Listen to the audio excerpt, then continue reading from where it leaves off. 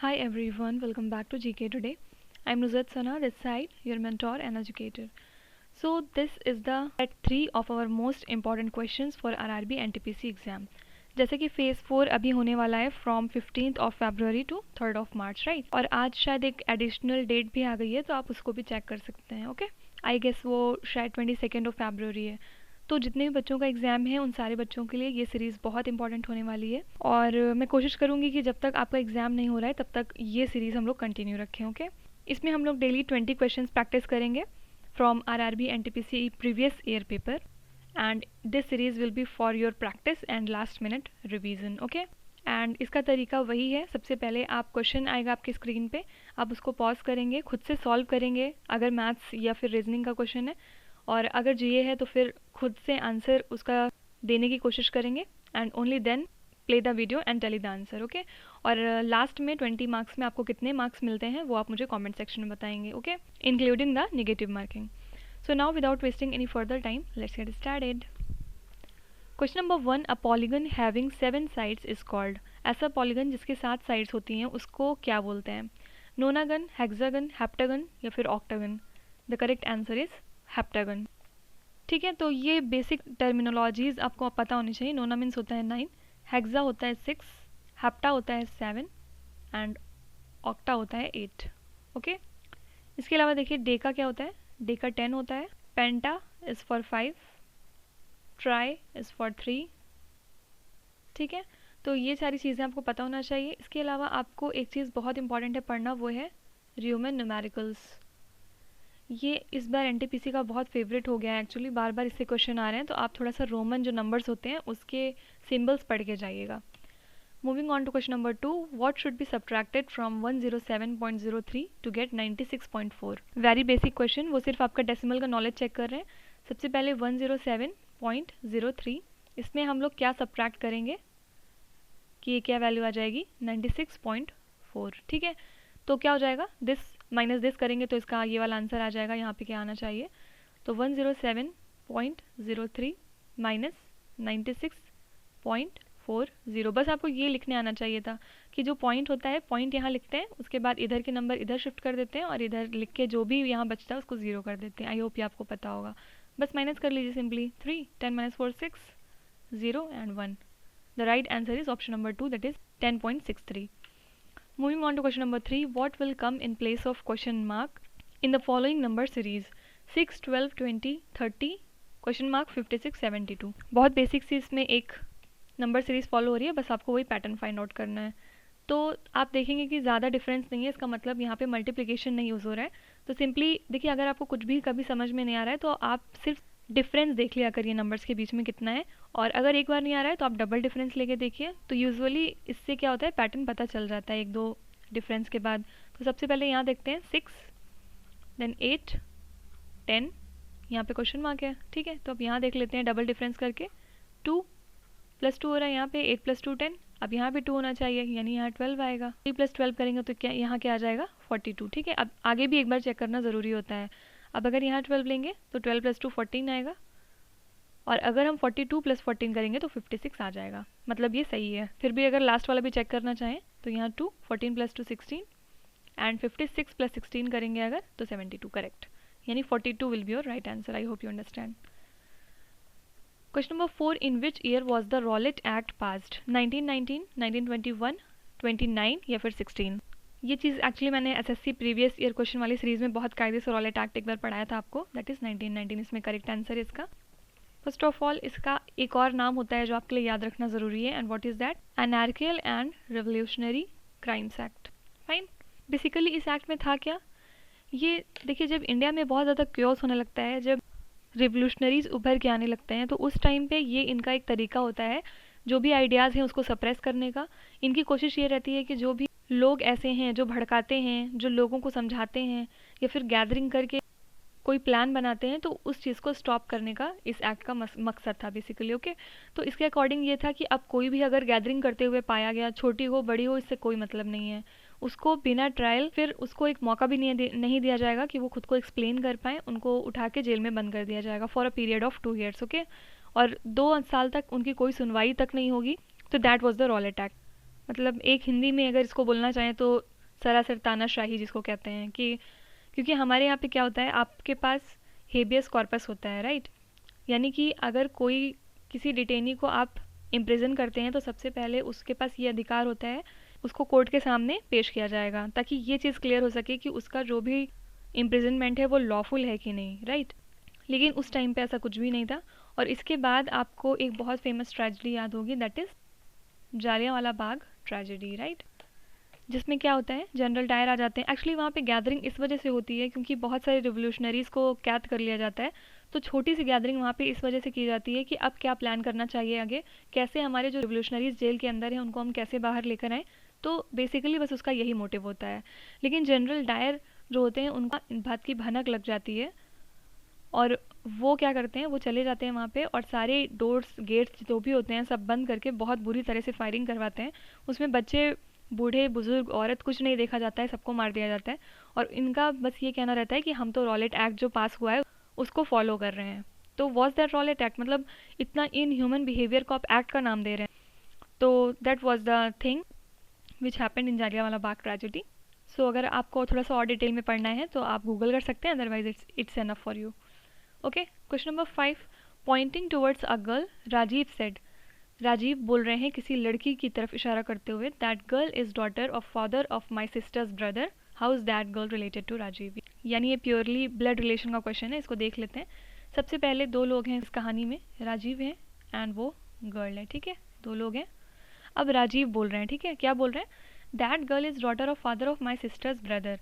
तो सबसे पहले राजीव की सिस्टर हो गई और राजीव के ब्रदर हो गए, ठीक है। अब क्या कह रहे हैं, father of my sister's brother, हमेशा इसमें उल्टा चलना होता है अगर आपको पता हो। तो अब इन सब के फादर तो एक ही होंगे, राइट। तो ये इनके फादर हो गए इन तीनों के। उसके बाद इनकी डॉटर कौन हो गई, इनकी डॉटर तो यही है, ठीक है। अब बस पहुंच गए आप दैट गर्ल, तो यानी कि ये जो लड़की थी ये यहाँ पे प्लेस हो जाएगी। तो इन दोनों के बीच में रिश्ता क्या हो गया, भाई बहन का रिश्ता हो गया। तो how is that girl related to Rajiv, ये बहन, ये लड़की इनकी क्या लगी, बहन लगी। तो the correct answer is sister. Okay, question number 6, 5 students are standing in a straight line. Priyanka stands ahead of Ryan. Sunil is standing between Ryan and Asha. Ryan is standing between Sunil and Mary. Who is standing first in the line? Order and ranking question है, बहुत easy सा है। देखिए सबसे पहले first statement से हम शुरू करते हैं, Priyanka stands ahead of Riyan, ठीक है। लेकिन इसमें ये बात कहीं नहीं लिखी हुई है कि प्रियंका जस्ट आगे उसकी खड़ी है, ठीक है। अगर होता कि Priyanka is just ahead of Riyan तो उसका मतलब था प्रियंका सबसे आगे खड़ी है। लेकिन हमको सिर्फ इतना पता है कि Priyanka is just ahead of Riyan. अब इसमें बीच में हो सकता है कि ऐसे भी हो सकता है कि ये ऐसे हो, ठीक है, ऐसे भी हो सकता है कि बीच में एक लोग हो, दो लोग हो, मतलब हर केस में प्रियंका आगे ही है रियान के, राइट। तो कोई भी केस हो सकता है, तो अभी इसको नहीं लेके चलेंगे। देन सेकेंड स्टेटमेंट क्या है, Sunil is standing between Riyan and Ayesha, ठीक है, Sunil is standing between Riyan and Ayesha. एक पॉसिबिलिटी ये हो सकती है, सेकंड पॉसिबिलिटी में आयशा इधर और रेयान इधर आ सकते हैं, ठीक है। और एक चीज़ और देखिए, हमेशा आप ध्यान रखिएगा, कई बार होता है जैसे यहाँ पे तो मैंने नोटिस तुरंत कर लिया कि सबके लेटर्स अलग हैं, PRASM, ठीक है। लेकिन कई बार होता है एग्जाम में आपको कंफ्यूज करने के लिए P से दो नाम दे देंगे, तो वहाँ पे आपको इसमें आगे थोड़ा सा और लिखना पड़ेगा। जैसे अभी तो मैं सिर्फ फर्स्ट लेटर से काम चला ले रही हूँ, लेकिन अगर मान लीजिए सपोज यहाँ प्रिया भी एक नाम होता तो मुझे फिर पूरा लिखना पड़ता, प्रियंका एंड प्रिया, ठीक है, otherwise I will get confuse, okay. तो फिर ये हो गई second line. Then Rayan is standing between Sunil and Mary, Rayan is standing between Sunil and Mary, ठीक है, मैरी इधर आ जाएंगे इसमें, Rayan is standing between Sunil and Mary, Mary इधर आ गई इसमें। देन क्या है, who is standing first in the line. तो आपको पता था सिर्फ 5 बच्चे हैं, राइट, 4 लोग ऑलरेडी हो चुके हैं और आपको ये बात पता है प्रियंका आगे आएंगी हमेशा रेयान से, ठीक है। अब प्रियंका रेयान से आगे हैं, तो अब इस पॉसिबिलिटी में देखिए आर बीच में रहेंगे एस और एम के, तो प्रियंका को यहाँ पे नहीं बैठाया जा सकता है, तो जाहिर सी बात है प्रियंका यहाँ आएंगी, ठीक है।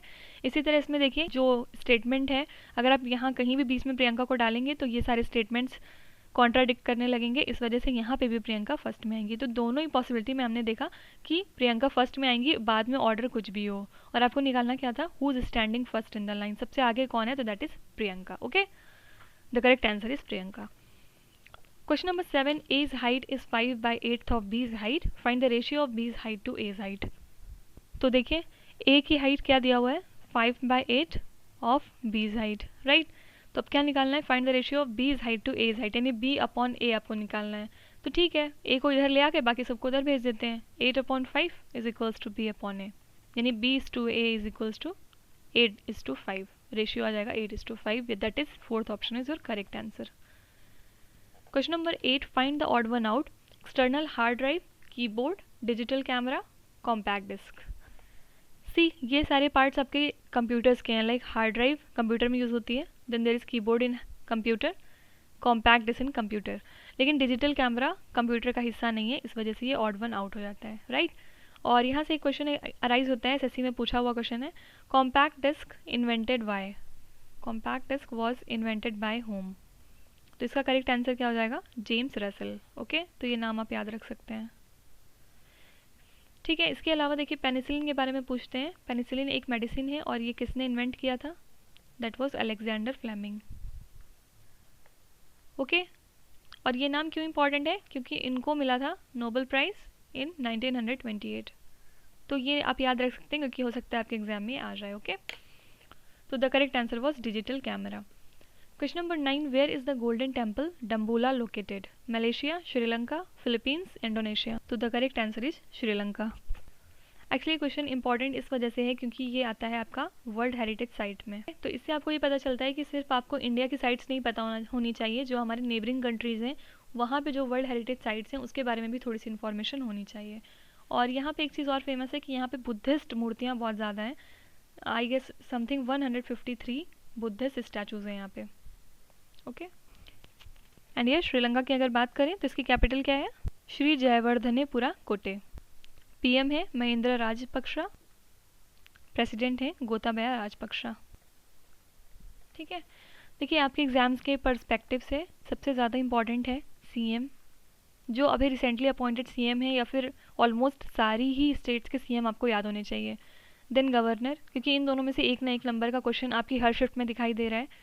देन थर्ड नंबर पे बात करें बुक्स एंड ऑथर्स जो रिसेंटली आए हैं या फिर 2020 में मोस्ट इंपॉर्टेंट जो रहे थे वो आपको याद रखना है। फोर्थ है नॉमिनेशंस इंपॉर्टेंट है, यानी जो लोग नए नए अपॉइंट हुए हैं अभी रिसेंटली।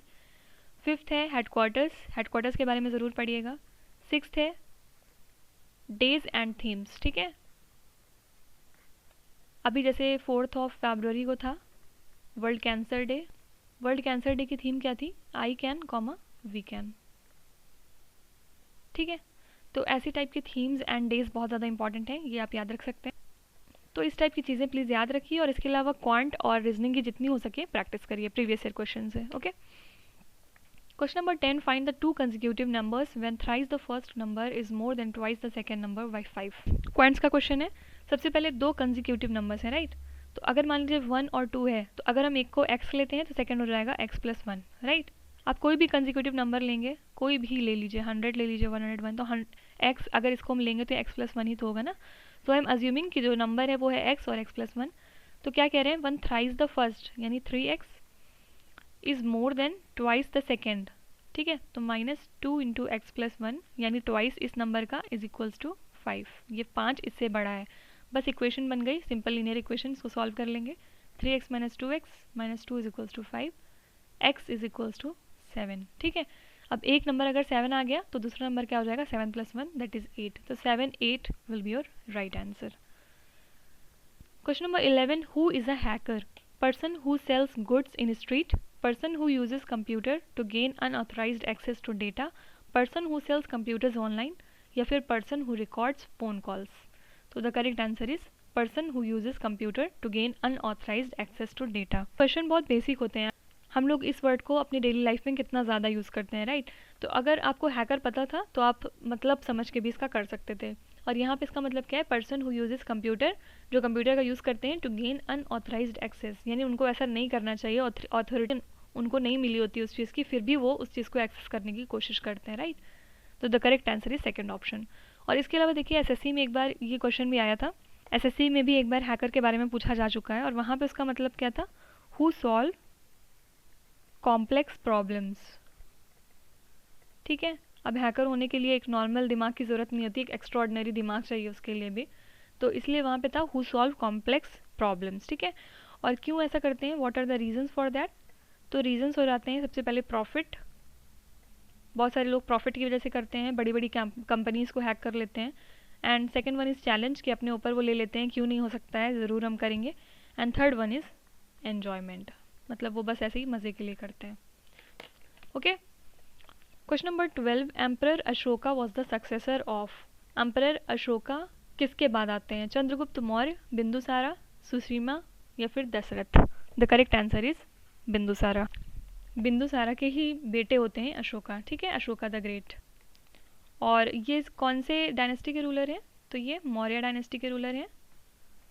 एंड मौर्य डायनेस्टी के फाउंडर कौन थे? चंद्रगुप्त मौर्य, ठीक है। और यूजुअली ये कौन से एरिया में ज़्यादातर रह जाते हैं, कहाँ जहाँ पे इनका राज रहता है? दैट इज़ पाटलिपुत्र, ठीक है। शुरू में बहुत ही क्रूएल रूलर माने जाते हैं, लेकिन बाद में एक होती है battle of Kalinga in near about 261 BC, और उसके बाद ही इनका एक हृदय परिवर्तन होने लगता है। उसके बाद ये एक अच्छे इंसान बन जाते हैं और ये अडॉप्ट कर लेते हैं कौन सा रिलीजन? दैट इज़ बुद्धिज़्म, ठीक है। उसके बाद ये बुद्धिस्ट के बहुत बड़े मॉन्क बन जाते हैं। और इनकी जो बैटल ऑफ कालिंगा थी, इसके बारे में हम कौन से में पढ़ते हैं? दैट इज़ रॉक 13 में इसके बारे में दिया हुआ है, ठीक है। तो ये प्लीज़ आप याद रखिएगा, वेरी इंपॉर्टेंट। उसके बाद अगर आपसे पूछते हैं कि इन्होंने कौन सी बुद्धिस्ट काउंसिल कराई थी, तो that was third Buddhist council, जो कि अशोका ने करवाई थी, ठीक है। इस वजह से इनका नाम बहुत इंपॉर्टेंट है। अगर आपसे पूछते हैं फोर्थ बुद्धिस्ट काउंसिल किसने करवाई, तो that was Kanishka. Alright, question number 13, blunt is related to sharp in the same way as so is related to. यहाँ आपको ये रीजनिंग का क्वेश्चन है और यहाँ आपको रिलेशन बताना है। ब्लंट क्या होता है? Blunt is something that is not sharp. जैसे कहते हैं नाइफ ब्लंट हो चुकी है, यानी कि ये शार्प नहीं है अब, ठीक है। तो ये शार्प का अपोजिट होता है ब्लंट। तो इसी तरह से सो का अपोजिट आपको बताना है। देखिए, सो मीन्स क्या होता है? सो मीन्स होता है बीज बोना। जब हम लोग शुरू में खेत में काम करते हैं तो सबसे पहले सोइंग करते हैं, तो इसका अपोजिट क्या हो जाएगा? सीड्स, फार्मर, क्रॉप, इसमें से कुछ भी नहीं, रीप हो जाएगा। रीप मतलब क्या होता है? ये एक्चुअली लास्ट प्रोसेस होता है और इसमें हम क्या करते हैं? कटाई करते हैं, ठीक है। तो इसमें बेसिकली अपोजिट बताना था एंड सो का अपोजिट होता है reap. Question number 14, Mohan is taller than Rohan but shorter than Farhan. Karan is shorter than Mohan but taller than Rohan. Shankar is taller Rohan and Farhan, who among them is the tall. यहाँ पे भी अल्फाबेट्स अलग अलग हैं, एम, आर, एफ, देन के, ठीक है, एंड एस, ठीक है। 5 लोग हैं। अब इसको अरेंज कर लेते हैं। सबसे पहले Mohan is taller than Rohan but shorter than Farhan, first line हो गई यहाँ तक। Then Karan is shorter than Mohan, second line बनाते हैं, सेकेंड स्टेटमेंट बनाते हैं। Karan is shorter than Mohan but taller than Rohan, ठीक है। And third one is Shankar is taller than Rohan as well as Farhan, ठीक है। अब मैं ये ऐसे नहीं लिख सकती हूँ, इसमें मुझे कन्फ्यूज़न हो जाएगा क्योंकि मुझे ये कहीं नहीं दिया है कि रोहन और फरहान के बीच में क्या रिलेशन है, राइट। तो इसलिए ये थर्ड स्टेटमेंट के हिसाब से ये ऐसे नहीं लिखते। बाकी अभी हम रिलेशन यहाँ से डिड्यूस करते हैं। सबसे पहले देखिए, एफ एम आर एम और एम के आर, तो यानी कि के यहाँ पे आ जाएगा इसके बीच में, राइट। तो इसको हम कैसे लिखेंगे? एफ देन एम के एंड आर, ठीक है। और अब क्या चीज़ दी हुई है? आर और एफ से बड़े हैं एस, तो आर और एफ अपने आप सेट हो गए यहाँ पे और इनसे बड़े हैं एस, ठीक है। तो क्या बताना था? Who among them is the tallest. तो टॉलेस्ट कौन है यहाँ पे? Shankar. Shankar is the right answer. Question number 15, what is the measure of each of the two equal angles of the right isosceles triangle. ठीक है, राइट आइसोसेलेस ट्रायंगल देखिए क्या होता है। सबसे पहले आप एक राइट एंगल बनाइए, ये 90 डिग्री हो गया। और आइसोसेलेस मतलब क्या होता है? जिसकी दो साइड्स बराबर हो गई। तो अब हाइपोटेन्यूज तो बराबर हो नहीं सकती, राइट। तो इसका मतलब ये दोनों साइड इसकी बराबर हो जाएंगी, ओके। अगर ये दोनों साइड्स बराबर है तो आपको पता होगा अपोजिट एंगल्स भी बराबर हो जाएंगे, यानी कि ये वाला एंगल और ये वाला एंगल बराबर हो जाएगा। अब देखिए, ये ट्रायंगल था आपका ए बी सी, तो किसी भी ट्रायंगल के इंटीरियर एंगल्स का सम कितना होता है? 180 degree. A plus B plus C is equals to 180 degree. A की वैल्यू सपोज हमने एक्स अज्यूम की और सी की भी एक्स अज्यूम की। X plus 90 plus X is equals to 180। 2x plus 90 is equals to 180।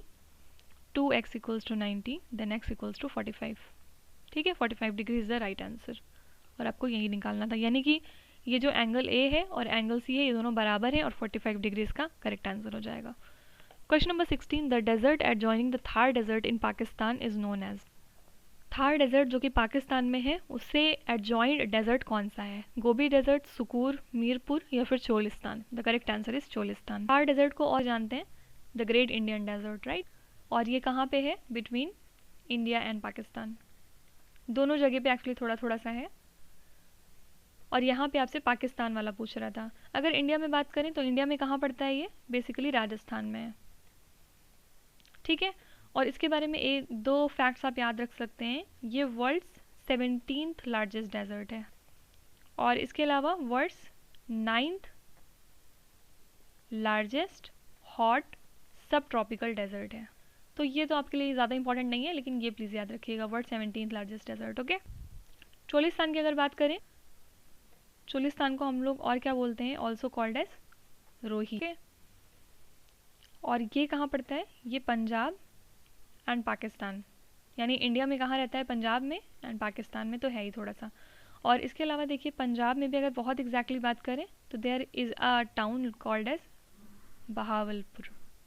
Question number 17. The distance between point A and point B is 300 kilometers. Two scooter riders start simultaneously from A and B towards each other.